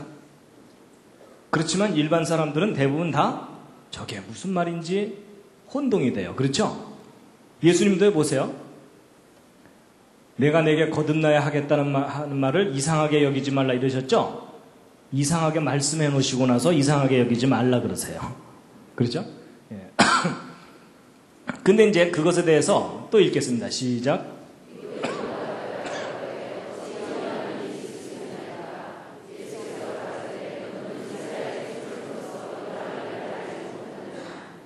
여러분, 니고데모가 또 알아들었습니까? 못 알아들었습니까? 또 못 알아들었죠? 여러분, 기뻐하시기 바랍니다. 니고데모 같은 사람이 못 알아들었으면 여러분과 제가 못 알아듣는 것 정상입니까? 비정상입니까? 지극히 정상입니다. 안심이 되시죠? 예. 못 알아듣는 게 당연합니다. 여러분, 상당히 뛰어난 사람이 못 알아들었는데. 근데 이제 문제는 예수님의 대답이 문제예요. 너 선생인데 그것도 모르냐 이러셨죠? 그럼 적어도 남을 가르치는 사람이라면 알아야 된다는 얘기죠. 그래서 이제 제가요, 야, 이건 알긴 알아야 되는 건가 보다 하고 이제 생각을 하게 됐는데요. 여러분, 제가 이제 아까 마음은 말씀드렸지만 영혼에 대해서는 말씀을 안 드리고 넘어갔었죠. 이제 영혼에 대해서 말씀드릴 텐데요. 자, 시편 19편 7절에 아주 중요한 말씀이 있습니다. 영혼이 무엇과 관계되어 있는지를 말씀하시는 건데 함께 읽으시겠습니다. 시작. 예, 여호와의 율법은 완전해서 영혼을 소송케 한다는데, 이게 말이 좀 어려운데, 소송케 한다는 말은 기절했던 것을 깨어나게 한다든지 죽은 것을 살아나게 하는 거예요. 그렇죠? 그러니까 사람의 영혼을 되살아나게 하는 게 뭐라고요? 율법이죠. 그럼 여러분, 일단 사람의 영혼이 무엇과 관계에 있다는 거냐면 율법과 관계에 있다는 얘기입니다. 그렇죠? 예. 자, 여러분, 이제 지금부터요, 옆에 앉은 분 마음을 읽는 방법을 알려드리겠습니다. 하지 말까요? 마음이 읽힐까봐 두려우시나요? 여러분, 사람의 마음이 눈에 안 보인다 그랬죠? 근데 사람의 마음을 읽을 수 있는 방법이 있습니다. 자, 알려드릴게요. 원칙대로만 하시면 됩니다. 첫 번째 원칙이 뭐냐면요, 차원이 같아야 돼요. 무슨 얘기냐? 여러분, 길이를 재려면 자로 재고 무게를 재려면 저울로 재죠. 여러분, 키 170cm, 몸무게 60kg, 이건 맞는 표현이지만 키 60kg, 몸무게 170cm, 이거 잘 돌봐줘야 됩니다. 그렇죠?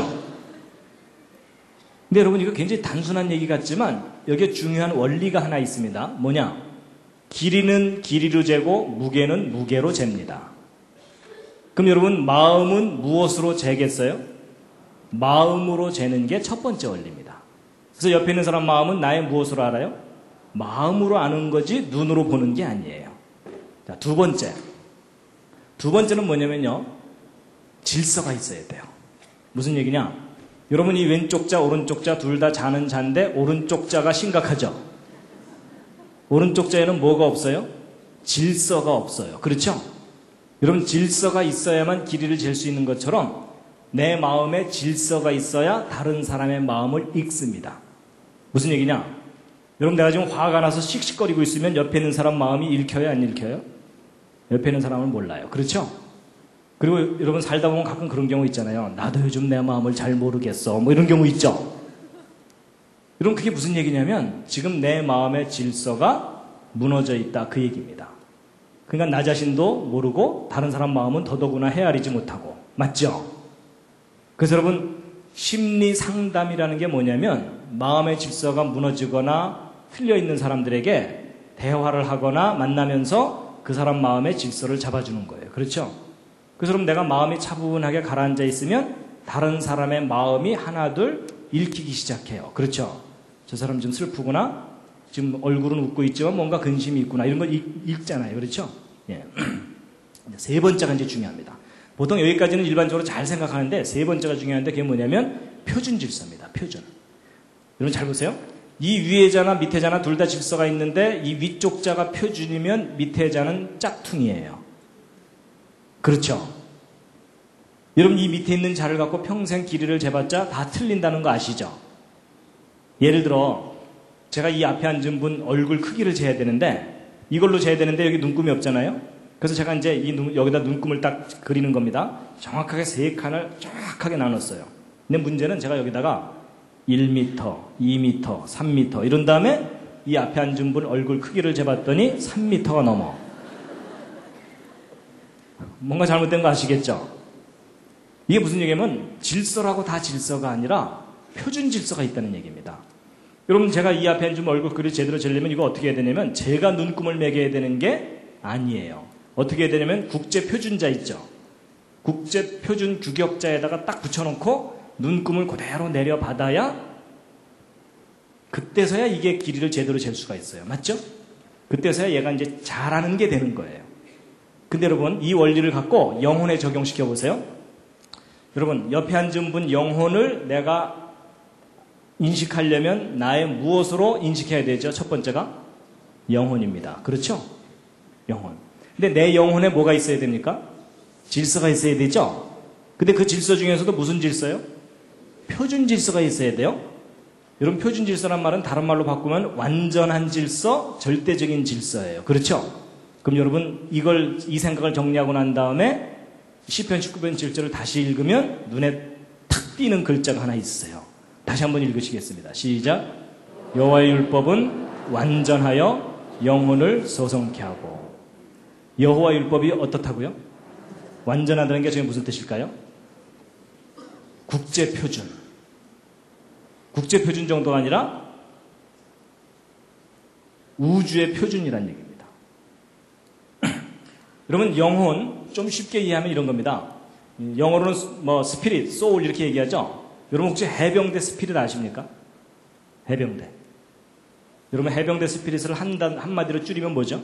한 번 해병은 영원한 해병. 다 아시죠? 하도 여기저기 붙어 있으니까. 여러분 어떤 사람이 해병대에 들어가서 해병대에서 가르치는 교훈을 야 이게 너무 마음에 든다 그래서 그냥 평생 해병대를 외치면서 해병대에서 가르치는 것을 자기 삶의 기준으로 삼고 살면 그 사람은 무슨 스피릿을 갖고 사는 걸까요? 해병대 스피릿을 갖고 삽니다. 그럼 어떤 사람이 불교에 가가지고서 불교 경전을 교육받고서 그것이 자기 삶의 기준이 돼버리면은 그 사람은 무슨 스피릿을 갖고 살게 되죠? 불교적인 스피릿을 갖고 살게 되는 겁니다. 근데 어떤 사람이 성경을 교육받고 성경이 이게 절대적인 진리구나라고 그 질서를 자기 것으로 받아들이고 살면 그 사람은 무슨 스피릿을 갖고 살게 될까요? 성경적인 스피릿을 갖고 사는데 만약에 그 성경이 진리라면 진리의 스피릿을 갖고 삽니다. 그렇죠? 거룩한 스피릿을. 그럼 여러분 보세요. 불교인과 기독교인이 만나서 대화를 하면 스피릿이 통할까요? 안 통할까요? 단답형으로 대답하시면 안 됩니다. 어떤 건 통하고 어떤 건 안 통합니다. 착하게 살자는 통해요. 뭐가 안 통할까요? 구원에 관한 메시지가 안 통해요. 그렇죠? 그래서 그걸 뭐라 그러냐면은 스피릿이 다르다고 얘기합니다. 좀 지금 이해가 되시죠? 자, 그럼 이제 이걸 이제 아셨다면 이제 거듭남에 대해서 이제 다시 돌아와서 얘기합니다. 여러분, 거듭난다는 말은 두 번 태어난다는 말이거든요. 그럼 여러분, 첫 번째 태어나는 게 있으니까 두 번째 태어나는 게 있는 거죠. 그리고 둘 다 태어나는 것이 비슷하니까 태어난다고 표현했겠죠. 그럼 여러분 두 번째 태어나는 게 뭔지를 정확하게 알려면 첫 번째 태어나는 것을 연구해야 된다는 거 짐작하시겠죠. 자, 여러분과 저는 태어날 때 이 과정을 통해서 태어납니다. 기억나십니까? 그래서 아버지의 정자와 어머니의 난자가 결합이 돼서 이렇게 태어나도록 누가 설계하셨을까요? 하나님이 설계하셨어요. 그렇죠? 그래서 여러분 이런 식으로 태어나는 것이 바로 첫 번째 태어나는 겁니다. 초생이라고 하죠. 그렇죠? 자, 그럼 이제 이 부분을 다시 한번 좀 말씀드리면 이런 겁니다. 여러분 첫 번째 태어난 걸 우리가 알아야 되는데 첫 번째 태어날 때 아버지의 정자와 어머니의 난자인데 여러분 이 정자는요. 이 부분에 유전 정보가 있습니다. 제가 첫날 강의했던 그리고 여기에 이제 에너지가 있고 꼬리가 이렇게 있어갖고 이 에너지를 이용해서 꼬리로 헤엄쳐서 여기 있는 유전 정보를 이 난자에게 전달하는 것이 최선의 임무입니다. 그렇죠? 근데 이 난자는요, 어찌 보면 그 자체로 거의 완벽한 생명체라고 볼 수 있어요. 그래서 여러분 이 난자는요, 그 자체로 한 평생을 살아요. 그래서 만들어져서 배란이 돼서 끝날 때까지 한 사이클의 삶을 삽니다. 근데 이 난자가 한 사이클의 삶을 사는 동안 어떤 특별한 사건이 일어나지 않으면 이 난자는 그대로 죽어요. 그렇죠? 근데 이 난자가 한 사이클의 삶을 사는 동안 어떤 특별한 사건이 하나 일어나면 뭘까요? 이 정자 하나가 일로 들어오면 기적 같은 변화가 일어나요. 전혀 다른 모습으로 변해요. 물론 이 상태로 변하는 건 아니에요.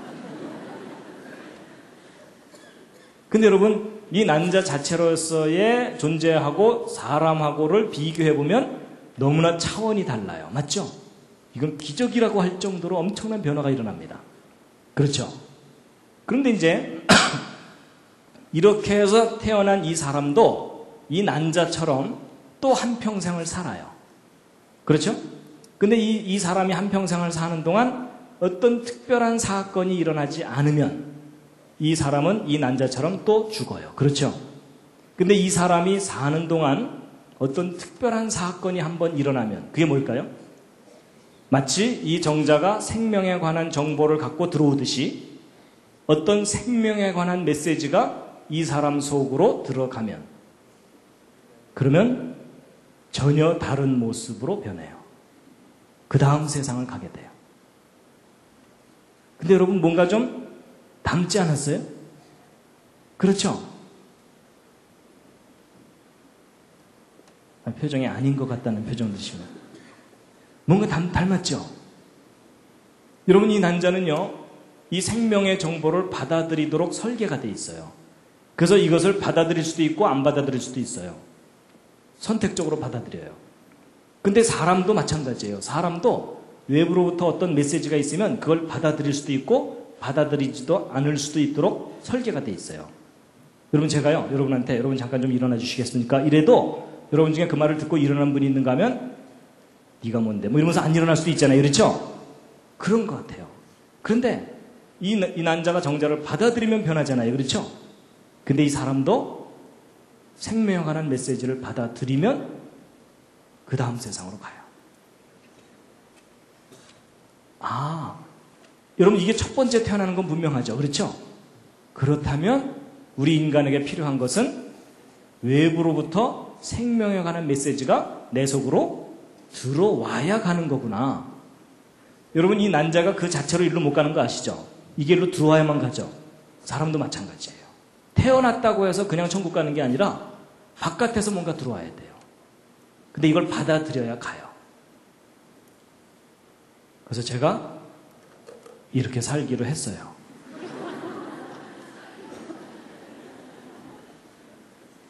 아, 예수님이 얘기한 네가 2번 태어나야 간다는 얘기가 이 얘기겠구나.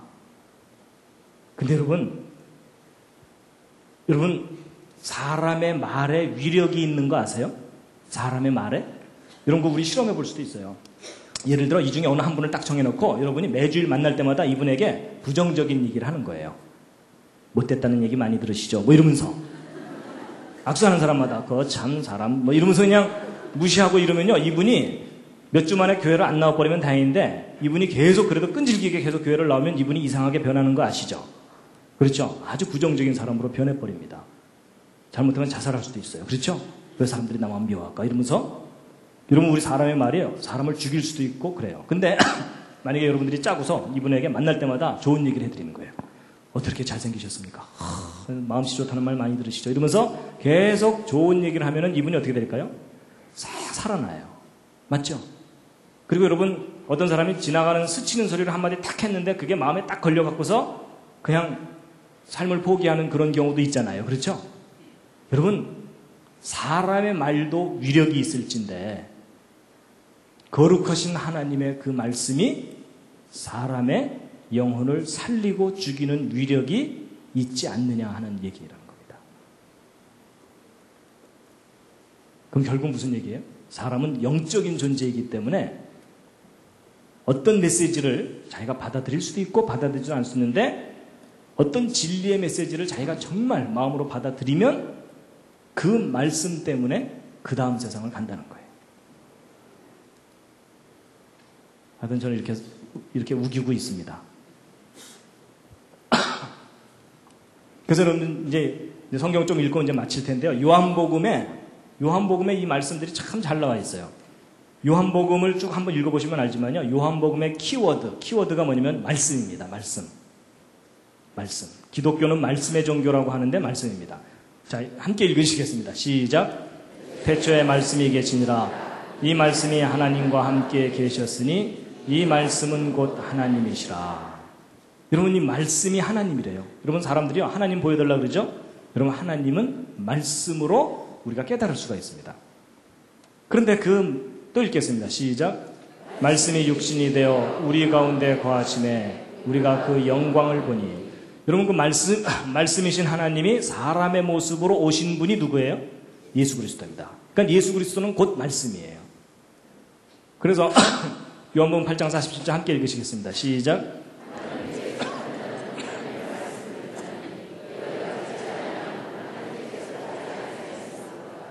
여러분 하나님께서 아주 중요한 기준을 얘기하십니다. 하나님께 속한 사람은 하나님의 뭘 듣는다고요? 말씀을 듣는다는 겁니다. 이게 교회를 나온다, 헌금 많이 한다 그 얘기가 아닙니다. 가장 기독교의 핵심은 말씀입니다. 눈에도 보이지 않는 그 말씀을 내가 받아들이느냐 아니냐 그겁니다. 그래서 거듭 나옵니다. 시작. 그 말씀이 너희 속에 거하지 아니하니 이는 그의 보내신 자를 믿지 아니함이니라. 여러분, 그의 보내신 자가 창조자 하나님이 우리의 구원을 위해서 보내신 분인데 누구죠? 예수 그리스도죠. 그러니까 예수 그리스도를 믿느냐 안 믿느냐의 기준이 뭐라고요? 그 말씀이 내 속에 살아있느냐 아니냐입니다. 이건 제 얘기가 아니라 예수님의 말씀입니다. 그렇죠? 그럼 그게 무슨 얘기냐면요. 여러분 평생 동안 교회에 그렇게 충성을 하는데도 예수를 안 믿을 수도 있어요. 그 사람은 그 마음속에 예수님의 말씀이 없는 사람입니다. 자기 철학을 가지고 자기의 종교심을 가지고 교회에 충성하는 겁니다. 그렇죠? 근데 겉에서 보기에는 날라리 신자 같아 보이는데 그 마음 중심에는 예수님의 말씀이 있을 수가 있어요. 그렇죠? 근데 하나님은 마음의 중심을 보신다고 하잖아요. 그렇죠? 저는 신앙의 본질이 이럴 거라고 생각합니다. 우리의 거룩한 행위가 아니라 정말 하나님의 말씀을 진리라고 내가 받아들이느냐 이게 제일 중요하다는 거죠. 그래서 여러분 요한복음 8장 47절에 좀 이상한 상황이 나오는데 함께 읽으시겠습니다. 시작. 나도 너희가 아브라함의 자손인 줄 아노라. 그러나 내 말이 너희 속에 있을 것이 없으므로 나를 죽이려 하는도다. 여러분 이 부분은 좀 이상한 거예요. 여러분 예를 들어 이런 거예요. 제가 오늘 막 이렇게 강의하다 말고 여러분이 저를 지금 죽이려고 그래요. 이러면은 제가 미친 거죠. 그렇죠? 그럼 여러분은 저 강사 좀 정신이 이상하구나 이렇게 생각하실 거 아니에요? 근데 예수님도 그 비슷한 상황이에요. 이스라엘 사람들하고 얘기하다 말고 지금 너희들이 나를 죽이려고 그래 이랬거든요. 그래서 성경 한번 보세요. 이스라엘 사람들이 정말 예수님한테 아니 우리가 지금 칼과 뭐 창으로 자기를 죽이려는 것도 아닌데 우리가 자기를 죽인다고 얘기하는 거 보니까 저 예수가 미쳤구나 라는 장면이 성경에 나옵니다. 근데 그 얘기는 이제 그 실제로 죽인다는 얘기를 하는 게 아니고요. 이런 겁니다. 여러분 잘 보세요. 여러분 이 난자가 정자를 받아들일 수 있도록 설계가 돼 있잖아요. 근데 이 난자가 정자를 받아들이지 않으면 이 난자 죽죠. 근데 뭐도 죽죠? 이 정자도 죽어요. 그렇죠? 둘 다 죽어요. 그 얘기예요. 여러분 잠깐 일어나십시오 그랬는데 여러분이 아무도 안 일어나요. 그럼 제 말이 살은 거예요? 죽은 거예요? 죽은 거예요. 그렇죠? 근데 제가 여러분 잠깐 좀 일어나 주시겠습니까? 그랬는데 여러분이 막 일어나요. 그러면 제 말이 살은 거예요? 죽은 거예요? 살은 거예요. 여러분 제가 2시간 동안 막 이렇게 강의를 하는데 여러분이 아무도 안 들어. 막 중간에 다 나가고 막 자고 막 하품하고 막 이러면은 제 마음이 어때요? 죽고 싶어요. 왜냐하면 어찌 보면 저의 존재는 제가 하는 말이 저의 존재일 수도 있거든요. 그렇죠? 여러분 부부가 서로 살면서 남편이 자기 말을 평생 동안 한 번도 안 들어줬어요. 그 마음이 어때요? 죽고 싶거나 죽이고 싶어요. 그렇죠? 이건 좀 과격한가요? 근데 뭐 이건 좀 심하게 표현하긴 했지만 사실 그래요. 그렇죠? 근데 예수님이 그 얘기를 하시는 거예요. 내가 너희들에게 너희들을 영원한 생명으로 인도하는 이 말을 너희들한테 하러 왔는데 너희들이 아무도 이 말을 듣지 않으니까 너희들이 나를 죽이려는 거다. 그 얘기를 하시는 거라는 거죠. 그래서 여러분 요한복음 6장 63절 말씀 참 중요한 말씀입니다. 정말 중요한 말씀인데 함께 읽으시겠습니다. 시작. 살리는 것은 영이니 육은 무익하니라. 내가 너희에게 이른 말이 영이요 생명이라. 여러분 여러분 예수 그리스도의 영이 성령이죠. 근데 예수님이 하신 말씀이 영이래요. 그러니까 예수님이 하신 말씀이 곧 성령이라는 거예요. 여러분 저는요 어려서부터 교회 다니면서 성령 받으라 그러면은요 여기가 뜨거워져야 되는 줄 알았어요. 그래서 여기 언제 뜨거워지나 이랬거든요. 근데 여러분 물론 성령을 받으면 뜨거워지는 현상이 나타날 수도 있지만 아닐 수도 있어요.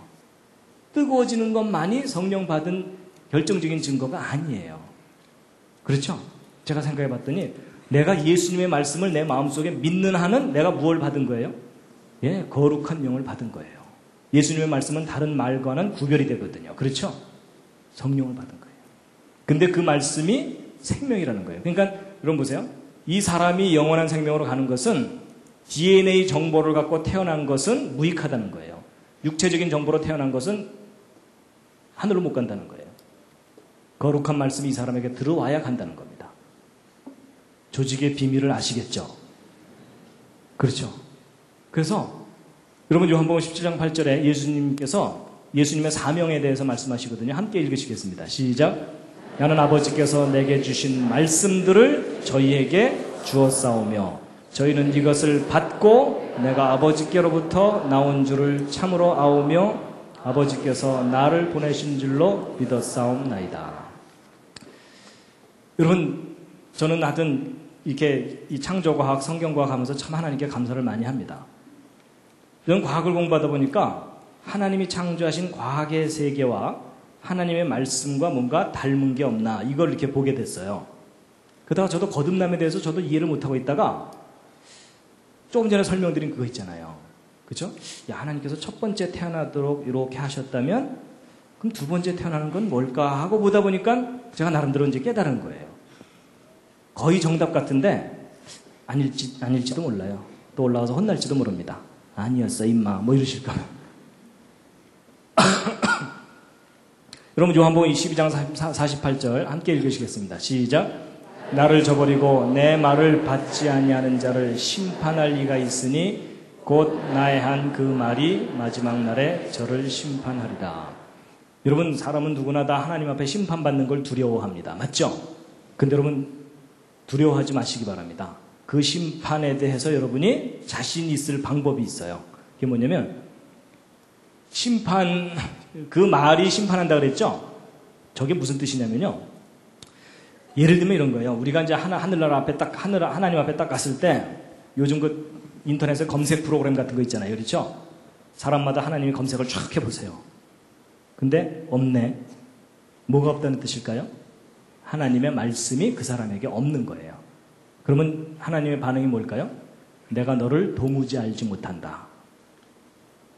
그렇죠? 근데 하나님 앞에서 쫙 이렇게 해봤더니 그 사람이 하나님의 말씀을 가지고 있어요. 그럼 뭐예요? 네가 나를 알고 내가 너를 안다. 그렇게 얘기해 주는 거죠.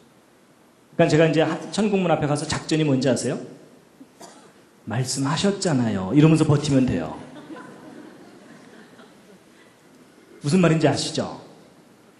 하나님께서 하나님께 구원을 요청하는 사람마다 다 구원해 주신다고 말씀하셨잖아요. 제가 그거 믿고 왔기 때문에 저 구원해 주셔야 됩니다. 라고 버티면 주님께서 알았다 들어가라 뭐 이렇게 돼요. 그때 하나님 앞에 가갖고 제가요 새벽 기도를 1년 내내 나왔고요. 이런 얘기 해봐야 소용없는 거 아시죠? 제가 착한 일을 무지 많이 했는데 이래도 소용없어요. 우리가 의지해야 되는 건 하나님이 하신 말씀. 이거 안 변하는 거거든요. 이것만 딱 붙잡고 있으면 통과합니다. 동의하십니까? 네. 제가 작전 다 알려드렸습니다. 네. 시편 1편 말씀입니다. 함께 읽으시겠습니다. 시작. 복 있는 사람은 악인의 꾀를 쫓지 아니하며 죄인의 길에 서지 아니하며 오만한 자의 자리에 앉지 아니하고 오직 여호와의 율법을 즐거워하여 그 율법을 주야로 묵상하는 자로다. 그럼 여기 복 있는 사람은 아파트 100평이 아닙니다. 정말 하나님께로부터는 진짜 복입니다. 그 사람은 악인의 길을 쫓지 않는단 말이 무슨 말이냐면 잘못된 정보를 받아들이지 않는다는 겁니다. 진리의 정보만 받아들인다는 거예요. 하나님께로부터. 그래서 오직 여호와의 율법, 진짜 메시지만 받아들이고 그것을 주야로 묵상한다고 되어 있죠. 묵상이라는 게 뭐냐면 자기 마음속에 그게 있어야 꺼내서 묵상을 하죠. 그렇죠? 그 말씀이 그 속에 들어있는 사람. 그 사람이 진짜 복 있는 사람이라는 거예요. 왜냐하면 영생을 갖게 되거든요. 그래서 요한복음 8장 51절 함께 읽으시겠습니다. 시작. 진실로 진실로 너희에게 이르노니 사람이 내 말을 지키면 죽음을 영원히 보지 아니하리라. 여러분 저 말씀을 믿으십니까? 하여튼 저는 믿기로 했어요. 아 그거구나. 그래서 저는 예수 그리스도께서 우리에게 하신 그 말씀이 천국의 열쇠다. 저는 그렇게 생각합니다. 오 하나님 그 말씀을 저에게 주셔서 감사합니다. 그럼 여러분 이제 거듭남이 무엇인지에 대해서 이제 오늘 나름대로 생각이 정리가 되셨을 겁니다. 예, 다시 한번 읽으시겠습니다. 시작. 예수께서 대답하여 가라사대 진실로 진실로 네게 이르노니 사람이 거듭나지 아니하면 하나님 나라를 볼 수 없느니라.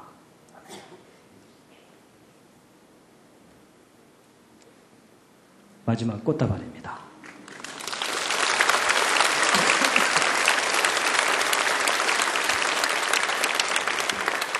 여러분, 이 세상은 변하는데 그 변하는 세상 속에 영원히 변하지 않는 것이 무엇이죠? 하나님의 말씀입니다. 우리를 영원하게 살리는 말씀이고요. 그 다음에 여러분, 이 세상은 참 불완전합니다. 그 불완전한 세상 속에 우리를 거룩하게 하는 것은 무엇일까요? 말씀입니다. 그 말씀이 우리를 거듭나게 하고 우리를 영원한 생명으로 인도합니다. 기도하고 마치겠습니다.